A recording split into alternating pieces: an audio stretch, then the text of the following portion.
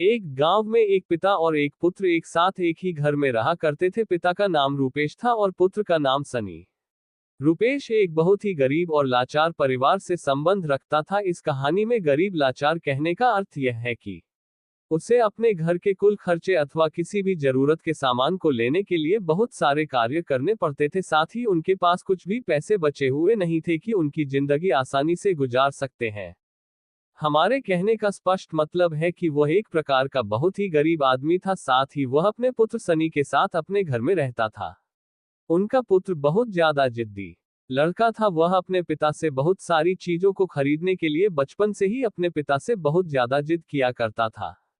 सनी के पैदा होते वक्त उनके माता का देहांत हो गया था। इस कारण से वे लोग और भी ज्यादा गरीब हो चुके थे, क्योंकि उनके माता पिता पहले से ही बहुत ज्यादा गरीब थे। और बाद में जब सनी का जन्म हो रहा था तभी उनके माता जी के इलाज में बहुत सारे पैसे खर्च हो चुके थे। इस कारण से भी वो लोग और भी गरीब हो चुके थे।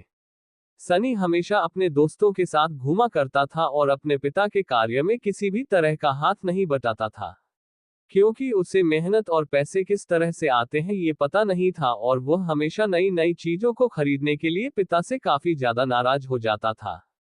उसके अमीर दोस्त जिन जिन चीजों को खरीदते थे और उनका इस्तेमाल करते थे, सनी भी अपने पिता से उन्हीं चीजों को खरीदने का जिद किया करता था। वह अपने पिता से आए दिन बहुत सारे पैसे के स्मार्टफोन, बाइक, साइकिल अथवा तरह तरह की चीजें खरीदने के लिए अपने पिता को कहता था। जब उनके पिता रुपेश कोई भी चीज उन्हें देने से मना करता था तो वह बहुत ज्यादा नाराज हो जाता था और एकदम खाना पीना को छोड़ दिया करता था। इसी कारण से उनके पिता उनके किसी भी चीज को मांगने से पहले ही खरीद दिया करते थे, चाहे उसकी कीमत उन्हें दिन रात काम करके क्यों ना चुकानी पड़े। एक दिन की बात है, सनी कॉलेज जाता है अपने दोस्तों के साथ और उसका अमीर दोस्त एक आईफोन खरीदकर उसके सामने इस्तेमाल कर रहा था और कह रहा था कि देखो मैंने कल ही एक आईफोन लिया है। इतना कहते ही सनी भी अपने दोस्त को कहा कि थोड़ा सा मुझे भी इस्तेमाल करने दे, देखता हूँ आईफोन किस तरह से काम करता है। इतना कहते ही उनका अमीर दोस्त कहता है कि तुम इस स्मार्टफोन को कैसे खरीदोगे, तुम्हारे पास तो इतने पैसे भी नहीं है, तुम्हारे पिता के पास भी इतने पैसे नहीं है कि वह तुम्हें आईफोन खरीद कर दे सकता है।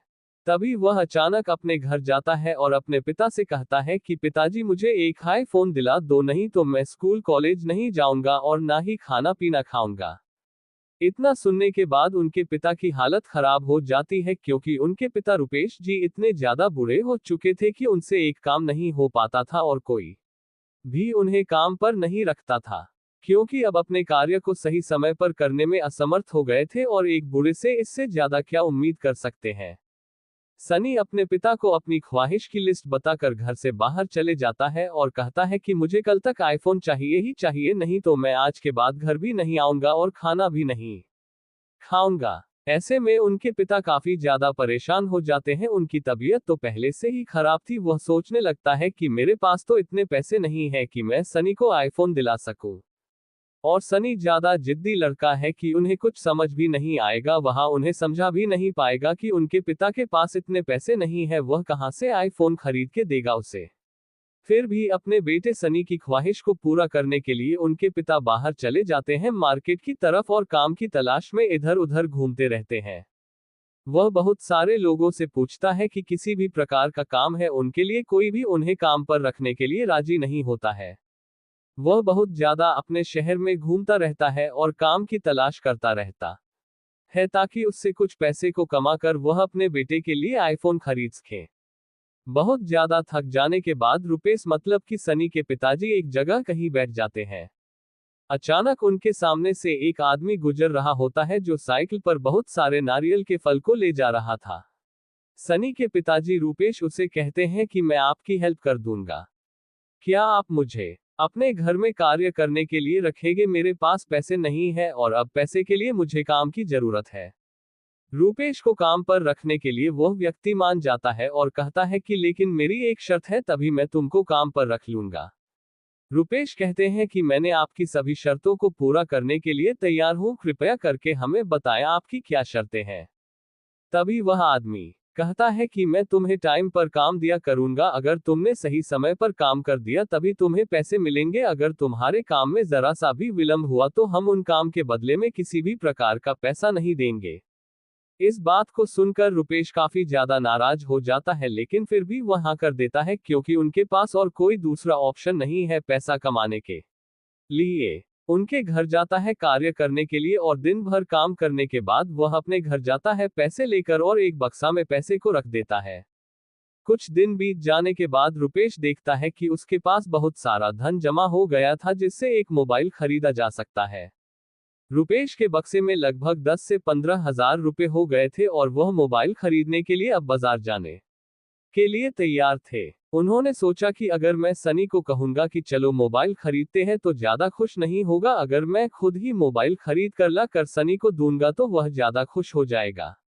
ये सोचकर रुपेश मार्केट की तरफ बढ़ने लगा। वह मार्केट जाता है और एक अच्छा सा मोबाइल 12,000 में खरीद कर लेकर आने लगता है। अपने गांव के सड़क पर पहुंचने वाला था वैसे ही उनके पीछे से एक कार आए और रुपेश को टक्कर दे मारी। रुपेश काफी ज्यादा घायल हो चुका था, लेकिन उनके बेटा सनी का कुछ भी अता पता नहीं था। ज्यादा वक्त होने के बाद रुपेश का बहुत ज्यादा खून निकल रहा था और उनके आसपास कोई आदमी भी नहीं दिख रहा था जो उसे सही समय पर अस्पताल पहुंचाए। जैसे ही शाम होती है सनी अपने दोस्तों के साथ खेल कूद कर अपने घर आता है और देखता है कि घर में पिताजी नहीं है। वह अपने पिताजी को इधर उधर ढूंढने लगते हैं, फिर भी नहीं मिलता है तो अपने दोस्तों से पूछते हैं और अपने गांव के आसपास के इलाकों में देखने जाते हैं।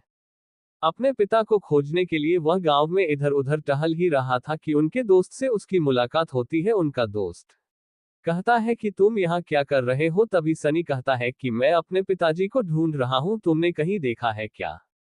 तभी उनका दोस्त कहता है कि तुम्हारे पिताजी का दुर्घटना हो गया है, मैं अभी अभी उसे अस्पताल पहुंचा कर आया हूं, तुम जाओ अपने पिता के पास मिल लो, मैं तुम्हें ही यह खबर पहुंचाने जा रहा था।